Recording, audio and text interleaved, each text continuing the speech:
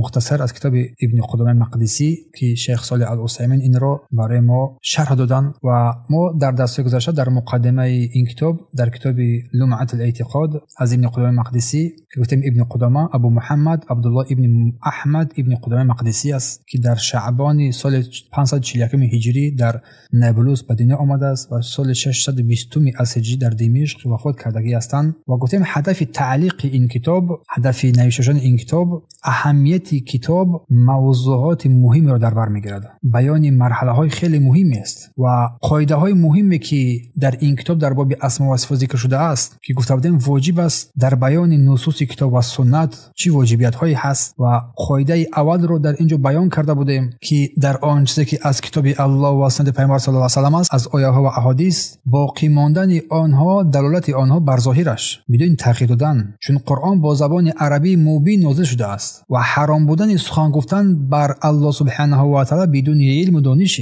و بیان این که در نقطه اول ذکر کرد یک مثال اول در بیان دست الله که حقیقی است آن را قوت و قدرت گفتن این جایز و روان است و بیان قاعده دومی که ما بیان کرده بودیم گفتیم نامهای الله سبحانه و تعالی همش حسنا هست، بالاترین مقام حسن در نامهای الله رسیده است و صفات او و گفته بودیم که در قاعده دوم که نامهای الله سبحانه و تعالی جمع بست شده حصر شده بر 99 نام نیست بلکه از این بیشتر است و حدیث پیامبر صلی الله علیه و آله را در آنجا ما دلیل گرفته بودیم و نامهای الله یعنی که اثبات میشوند با شریعت نه با عقل، با دلیل قرآن و سنت و بیان کرده بودیم که دلالت اسم نام الله سبحانه و تعالی بر ذاتش و بر صفتش دلالت میکند و همچنین در قاعده سوم در باب صفات الله سبحانه و تعالی گفتیم همه صفات الله سبحانه و تعالی عالی هستند، بر کمال مدح رسیده شده هستند و تمام صفات الله سبحانه و تعالی با تمام کمال رسیدگی هستند، کمال مدح رسیده هستند و ممتنع است، ناممکن است در صفات الله سبحانه و تعالی صفات نقص مثل مرگ و جهل و صفات هایی که از الله هست قسم دیگری از صفات های کمال از جهت صفات های کمال میشوند و مثل مکر و کید در مقابل مکاران و گفته بودیم که تقسیم صفات الله سبحانه و تعالی با ثبوتی و سلبی است. صفات الله با دو قسم تقسیم میشه، ثبوتی و سلبی. ثبوتی ثابت شده که الله برای نفس خود ثابت کرده است مثل حیات و علم، اما سلبی که الله از خود آن را نفی کرده است مثل ظلم، اما ظلم را از الله ما نفی کرده ایم ضد آن را اثبات ضد آن را باید داشته باشیم که عدالت کامل در او سبحانه و تعالی است. و صفات های ثبوتی را گفتیم که ذاتی و فعلی میشوند، همین صفات ثبوتی الله ذاتی و فعلی میشن. صفات ذاتی الله سبحانه و تعالی وصف میشود الله سبحانه و تعالی بر او وصف میشود مثل سمع، شنوایی، بصر، بینایی. صفات فعلی الله سبحانه و تعالی که با مشیت الله متعلق است، استوای الله و آمدن الله. و گفته بودیم که قسمت از صفات الله سبحانه و تعالی میشود هم فعلی و هم با اعتبار ذاتی شود هم با اعتبار فعلی شود، با دو اعتبار. مثل کلام الله سبحانه و تعالی کدام وقتی بخواد سخن میگوید از ذات الله سبحانه و تعالی، کدام وقتی بخواد سخن میگوید این با دو اعتبار هم ذاتی هم فعلی. و گفته بودیم که در هر صفت الله سبحانه و تعالی سه سوال میشود، آیا حقیقی هستند؟ میگیم نه، بله حقیقی هستند صفات الله سبحانه و تعالی. آیا کیفیت آنها را گفتن جایز است؟ نه، چون عقل انسان به این نمیرسد. آیا در صفات الله تمثیل کردن بر مخلوقات مانند کردن بر مخلوقات جایز است؟ گفتیم نه، لیس کمثل شیء، گفتیم مثل مانند پروردگار کسی چیزی نیست. و سپس بیان کردیم رد بر معطله ها، چون آنها خلاف قرآن و سنت سخن میگویند. معطله ها یعنی که رد کردن قول آنها، چون قول آنها بر خلاف ظاهر نصوص قرآن و سنت است و بر خلاف گفته سلف است. رد یعنی تکذیب کردن گفتیم و انکار کردن که کفر است گفتیم. و در بیان تعویل صفات الله سبحانه و تعالی این سه قسم مثلا در بیان تعویل آنها. قسمت اول اگر انسان از جهل نادانی انجام بدهد و حق رو بخواهد و عفو میشود. دوم از برای بگیم که غرورش، از برای تعصبیتش اگر این رو انجام بدهد و فاسق است. اما اگر آن تعویلی که انجام میدهد تعویلش یک پهلوی در زبان عربی داشته باشد فاسق است. اما قسمت دوم اگر که یگان پهلوی نداشته باشد این کفر است. سپس مشبهه ها گفتیم تشبیه میکنن الله سبحانه و تعالی را، این کفر است. و تمثیل ممثله ها گفتیم اثبات مانند الله سبحانه و تعالی کردن کسی چیزی رو بر او سبحانه و تعالی، اینم کفر است گفته بودیم. همه این در درس‌های گذشته بود بیان کرده بودیم. اما امروز باشد از این درس مبارک صفات هایی که مؤلف یعنی ابن قدامه مقدسی رحمه الله تعالی بر الله سبحانه و تعالی اثبات کردگی هستند، صفات هایی که بر الله سبحانه و تعالی اثبات کردگی هستند در این کتاب جمع آوری شدگی هستند. در این مورد با همراهی شما آشنایان صحبت میکنیم. اما در دست گذشته ما همچنین در سخن ادرمی با اهل بدعت، هم ابو داود یکی از نزدیکترین خلیفه بود، سخن کرده بودیم. اما امروز ذکری ما در بعضی از آیات ها و احادیثی که وارد شده اصلا در بیان صفات الله سبحانه و تعالی، بعضی از احادیث و آیاتی که در باب صفات ذکر شده هستند. میفرماید فمما جاء من آیات صفات قول الله تعالی، و آنچه که آمده است در بیان صفات الله سبحانه و تعالی از قول الله سبحانه و تعالی و یبقى وجه ربک، یعنی که باقی میماند چهره پروردگار در سوره رحمان آیه 27.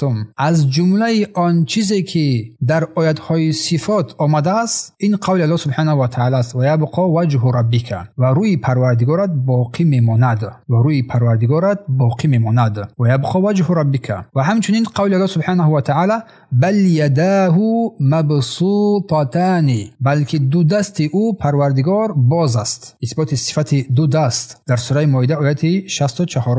و همچنین قول الله سبحانه و تعالی تعلم ما فی نفسی ولا اعلم ما فی نفسک، از این کلمه، از این سخن از زبان عیسی علیه السلام میبرید که تو میدانی آن چی که در نفس من، در وجود من است، اثبات صفت نفس، و من نمیدونم آنچه که در وجود تو، در نفس تو هست. و جاء ربک در سوره فجر آیه 22، و پروردگارت به هنگامی که می آید، آمدن مجی گفتیم، اثبات صفت آمدن الله، مجی الله. و همچنین قول الله سبحانه و تعالی هل ينظرون الا ان یاتیهم الله، صفت آمدن، آیا آنها منتظر چیزی هستند جز آن که الله برایشان بیاید، به نزد آنها بیاید الله. و همچنین اثبات صفت رضا، رضی الله عنهم و رضوا عنه در سوره مائده آیه 19، الله از آنها راضی شد، صفت رضای الله سبحانه و تعالی، و آنها از الله راضی شدند، صحابگان کرام. و یحبهم و یحبونه، صفت دوست داشتن، محبت، او آنها را دوست داشت و آنها نیز الله سبحانه و تعالی را دوست داشتند، سوره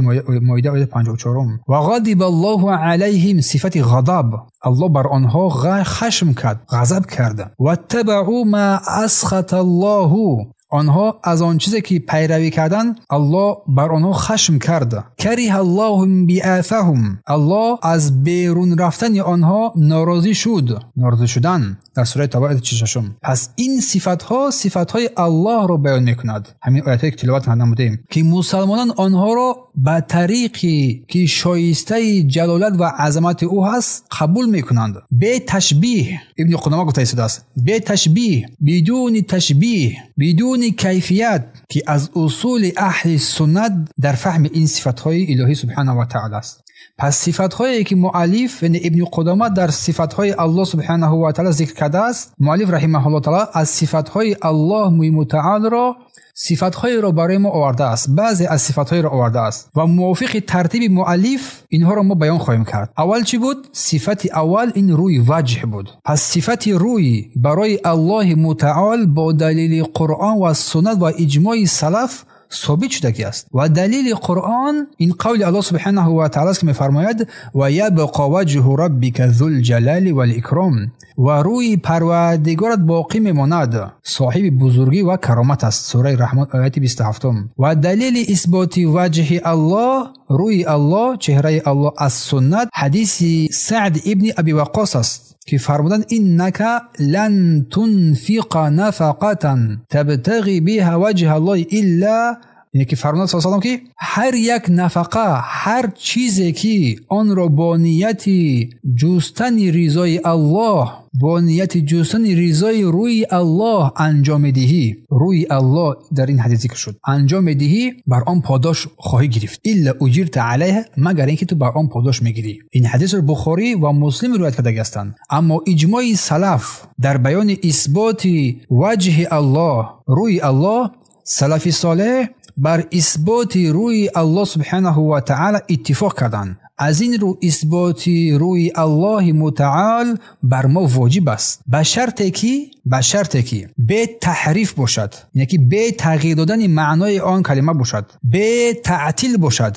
به انکار آن باشد، به تمثیل، به مانند کردن بر روی مخلوقات باشد. پس این روی حقیقی ثابت شده است که به الله سبحانه و تعالی لایق و شایسته می باشد و به هیچ وجه مانند روی مخلوقات نیست. الله سبحانه سبحانه و تعالی میفرماید لیس کمثله شیء، مثل مانند پروردگار هیچ کس و هیچ چیزی نیست. اما تفصیل اهل تعطیل و رد به آنها، بعضی از اهل تعطیل یعنی آنهایی که صفاتهای الله رو تعطیل میکنند، یعنی انکار میکنند، صفت وجه یعنی چهره رو به معنای ثواب یا که مکافات میگویند، در حالی که ما قرآن را خواندیم و حدیث را خواندیم وجه یعنی چهره روی ظاهر است، بیان است، ولیکن اینها چیکار کردن؟ این معطله ها این را به معنای ثواب یا که مکافات ذکر کردن، تفسیر کردن، به این معنی تفسیر کردن و این یک نوع تحریف به حساب می رود، انکار به حساب می رود و تغییر دادن معنای ظاهری کلام الله و کلام رسول الله می شود در اثبات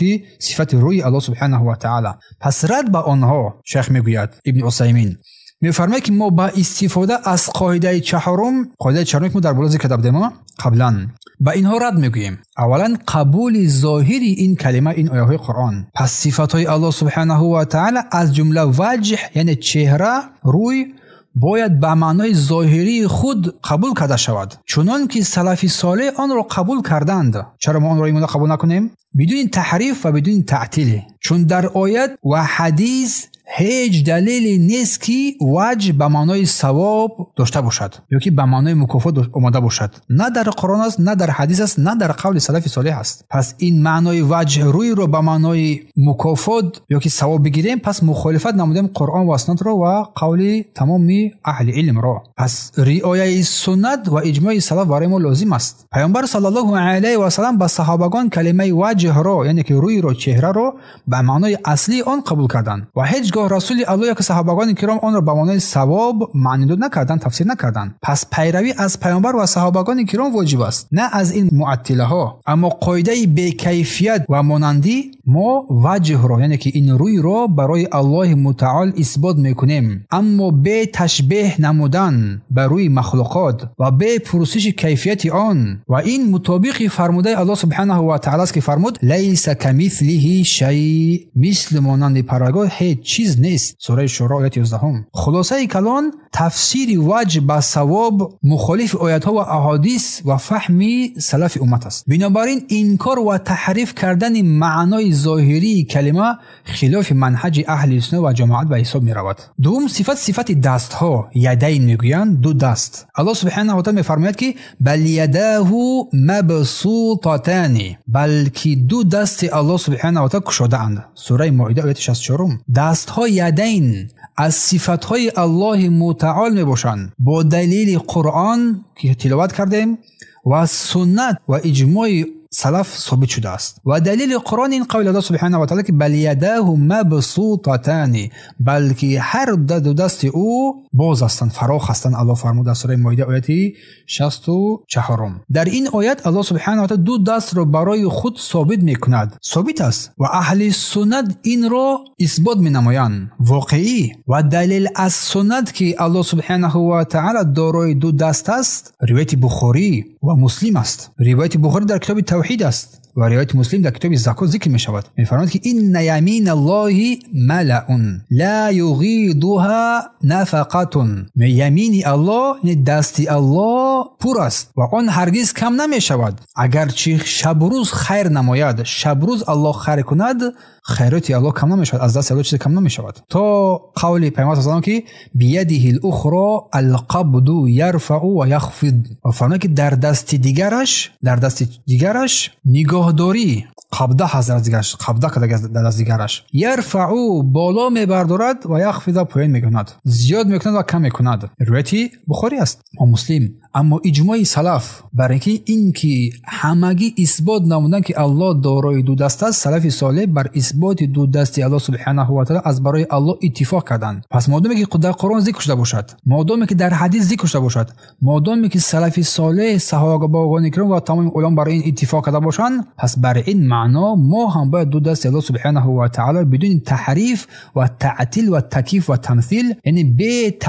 به تصویر یا به مانندی دستای الله سبحانه و تعالی را قبول داشته باشیم بدون مانندی به دستان مخلوقاتش. دو دستی که واقعی هستند الله سبحانه و تعالی از الله هستند که بر او لایق و موافق شرف و بزرگی او سبحانه و تعالی باشند. خلاصه ما دو دستی الله سبحانه و تعالی را اثبات میکنیم که در قرآن و حدیث با معنای اصلی آنها بیان شدگی هست که میفهمیم هر کی ما میپذیریم و این دستان الله سبحانه و تعالی بدون تحریف و مانندی به دستان مخلوقات باشد. اما در اینجا رد بر اهل تعطیل، انکار کنندگان. اهل تعطیل یعنی آنهایی که صفاتهای الله را تعطیل میکنند، انکار میکنند، صفت دست را به معنای نعمت و قدرت گرفتند. گفتند در اینجا دست به معنای نعمت است، دست به معنای قدرت است و مانند اینها. به این معنا تفسیر کردن این را اهل تعطیل، اهل بدعت. شیخ میفرماید که ما با استفاده از قاعده چهارم سخن آنها را رد میکنیم، چون این تفسیری که آنها کردن دست را به معنای نعمت و قدرت گفتند، اولا ظاهری قرآن را مخالفت نمودند، ظاهری حدیث را مخالفت نمودند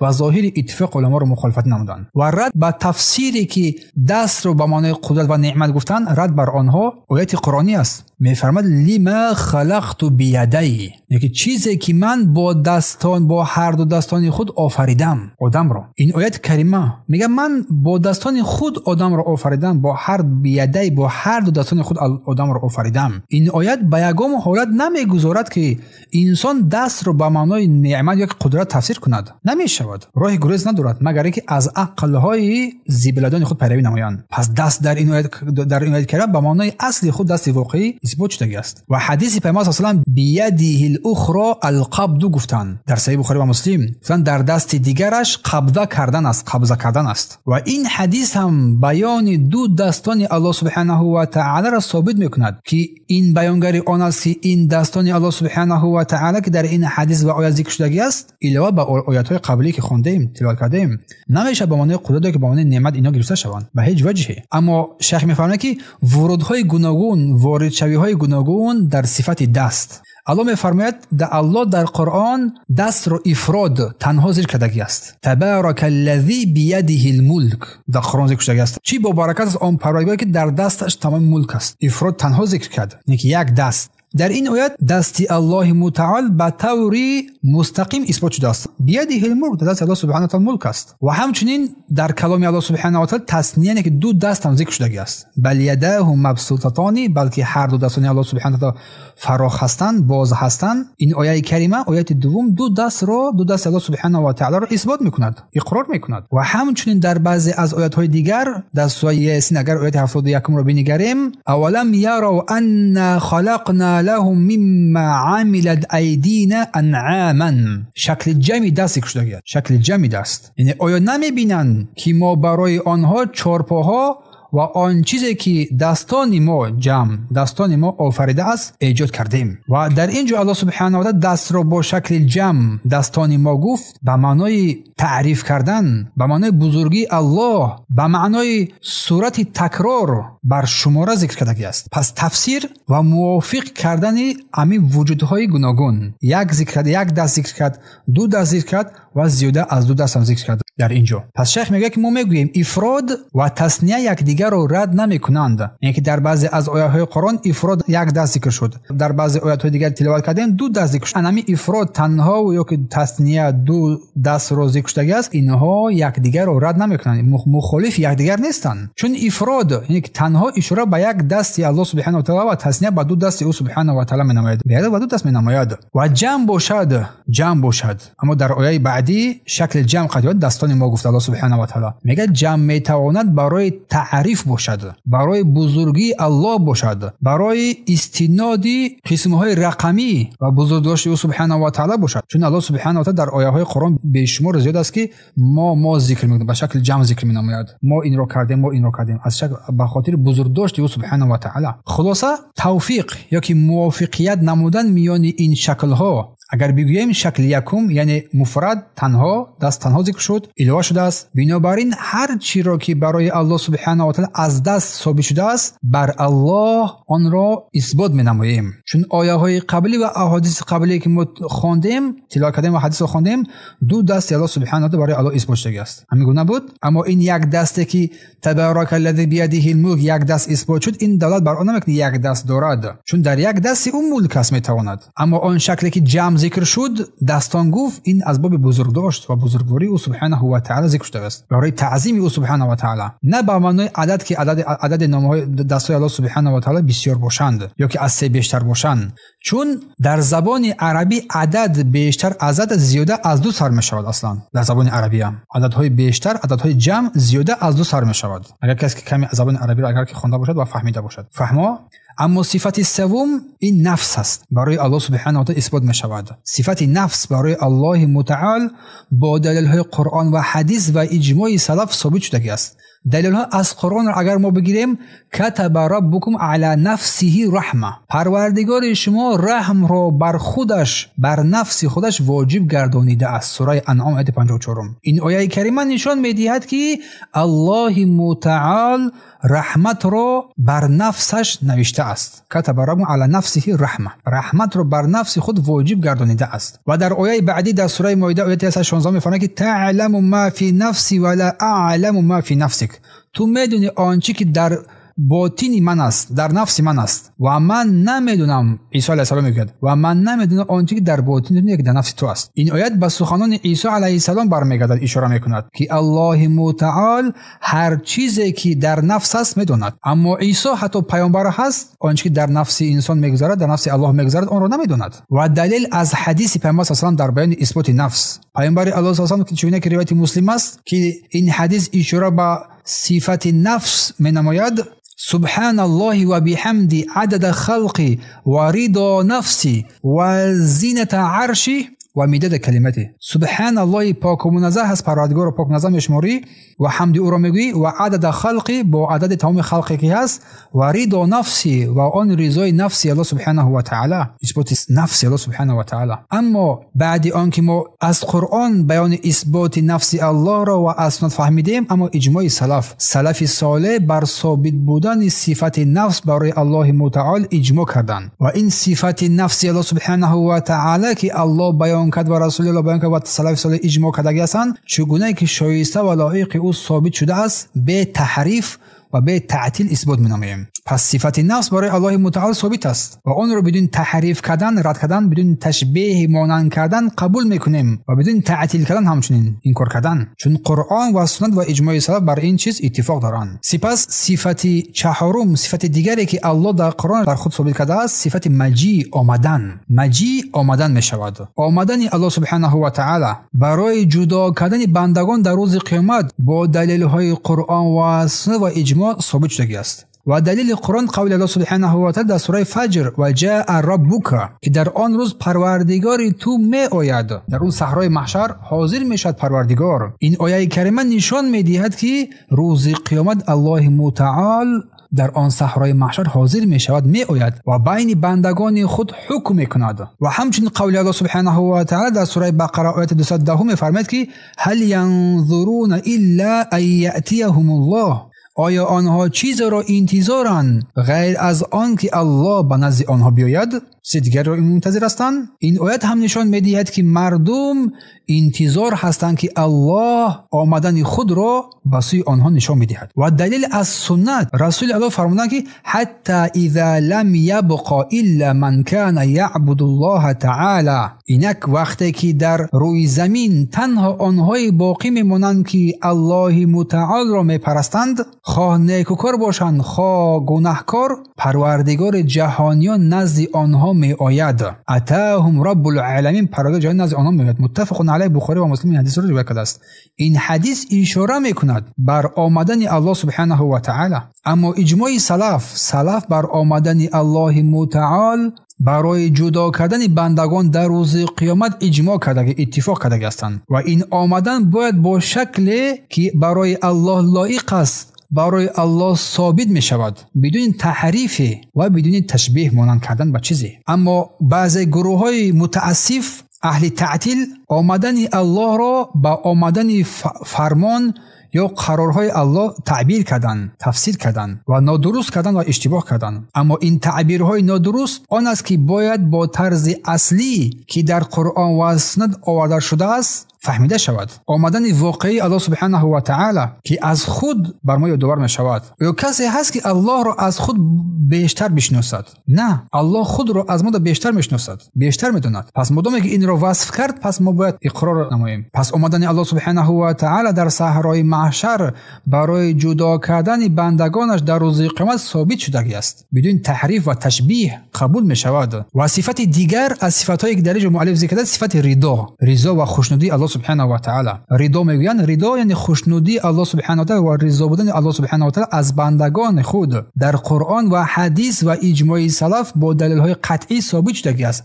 اما دلیل از قرآن قول الله سبحانه و تعالی رضی الله عنهم و رضوا عنه، الله از آنها راضی گردید و آنها نیز از الله راضی شدند. سوره مائده آیه 119. اگر ما در این آیت اندیشه نماییم، الله از آنها راضی شد، اثبات صفت رضای الله که از بندگان راضی می شود، خوشنود می شود نشان می دهد. اما دلیل از حدیث پیامبر صلی الله علیه و سلم باشد ان الله لا یرضى عن العبد ان یاکل اکلته فحمده علیها، الله از بنده اش راضی می شود. پیامبر می فرماید وقتی که یک لقمه می خورد و او را برای آن لقمه که خود سپاسگزاری می کند، ان یشرب شربة فیحمده علیها، یا که یک جرعه آب را می نوشد الله را شکرگزاری نماید. ان الله لا یرضى، البته که الله راضی می شود. صفت رضای الله سبحانه و تعالی در روایت مسلم. این حدیث تاکید میکند که الله سبحانه و تعالی از بندگانش روز قیامت راضی و خرسند و خوشنود می شود. حتی اینکه در این دنیا اگر که بنده چیزی را میخورد، چیزی را مینوشد، الحمدلله میگه، الله از او خوشنود می شود. شکر سپاسگزاری الله سبحانه و تعالی. اما اجماع سلف صالح بر صفت رضای الله و خوشنودی الله سبحانه و تعالی از بندگانش اتفاق کرده هستند و این رضای الله سبحانه و تعالی باید بدون تحریف و تشبیه و تعطیل فهمیده شود. چون بعضی از گروه ها مثل اهل تعطیل، انکار کنندگان، رضا را یا خوشنودی الله را با حرفهای معنی داد کردند، با مکافات گفتن معنی داد کردند. اما این تعبیر نادرست است. به خاطر چی؟ زیرا رضای واقعی حیاتاً احساس می شود که برای الله سبحانه و تعالی موافق است و ما باید با شکل اساسی که الله آن را ذکر و داوری کرده است قبول نماییم و تعریف و تعطیل نکنیم. پس صفت رضای الله سبحانه و تعالی مادامی که بر بندگان ثابت است و باید آن را با شکل اساسی که در آن ثابت بدون تحریف و تشبیه و تعطیل قبول بنماییم. و دیگری از صفاتهای الله سبحانه و تعالی صفت غضب. الله می‌فرماید در سوره فتح و غضب الله علیهم، و الله بر آنها غضب کرد. پس غضب از صفاتهای الله است با دلیل قرآن که تلاوت شد و سنت پیامبر صلی الله علیه و آله که ذکر میشد و اجماع. الله درباره کسی که قصداً یک مؤمن را میکشد در قرآن میفرماید در سوره نساء آیه 93 و غضب الله علیه و لعنه، الله بر او غضب کرد، غضب میکند و او را لعنتش میکند، لعنتش نمود. و پیامبر الله صلی الله علیه و آله فرمود که ان الله كتب کتابا عنده فوق العرش، الله کتابی را نوشت که در نزد او، در نزد خودش هست و بر بالای عرش. این اثبات صفت الله سبحانه و تعالی، الله بر بالای عرش قرار دارد. این حدیث که حدیث متفق علیه بخاری و مسلم اثبات ذکر نماید. و در ادامه حدیث شود ان الله كتب کتابا عنده فوق العرش ان رحمتی غلب غضبی، بدروسی که رحمت من غضبم را غلبه کرده است. پس الله غضب میکند. سلف صالح بر اثبات صفت غضب برای الله اتفاق دارند. از این رو اثبات آن برای ما لازم است، بدون تحریف، بدون تعطیل، بدون کیفیت اون ذکر کردن کیفیت و بدون مثال زدن. غضب الله غضب حقیقی است که سزاوار ذات الله سبحانه و تعالی است. اما تعویل اهل تعطیل باشد، اهل تعطیل غضب را به معنای انتقام گفتند، غضب را به معنای انتقام گفتند. اهل تعطیل تعویل کردند، اما این تعویلی که آنها کردن رد کردن می شود که قبلا در قاعده چهارم بیان کرده بودیم. و علاوه بر این یک دلیل دیگری هم وجود دارد که الله در کلامش بین غضب و انتقام فرق گذاشته است. الله در قرآن بین غضب و انتقام قرار گذاشته است، فرق گذاشته است که این اهل تعطیل نگویند که غضب به معنای چیز، به معنای انتقام است. الله می‌فرماید فلما اسفونا، هنگامی که ما را به غضب آوردند، انتقمنا منهم در ادامه آیت در سوره زخرف آیت 55 فلما اسفونا، هنگامی که ما را در غضب آوردند، انتقمنا من، ما از آنها انتقام گرفتیم. نگاه کنید چقدر روشن است. پس انتقام نتیجه غضب است، انتقام نتیجه غضب است. پس این نشان می‌دهد که غضب و انتقام دو چیز با هم دیگه گوناگون هستند، مختلف هستند. الله میفرماید که واتبعوا ما اسخط الله، آنها پیروی کردن آن چیزی را که الله بر آنها غضب کرد، بر آنها خشم کرد، در سوره محمد آیه 28. و رسول الله فرمودن در حدیثی که روایت بخاری است ان الله کره لكم قیل و قال، همان الله بر شما ناپسند شمارید، بد شمارید قیل و قال را، پرسش های بسیار و ضایع کردن وقت مال را و اضاعت المال. عقیده اهل سنت و الجماعت در ثابت بودن صفت کریه، یعنی کراهیت، ناپسندی برای الله سبحانه و تعالی تاکید هستند،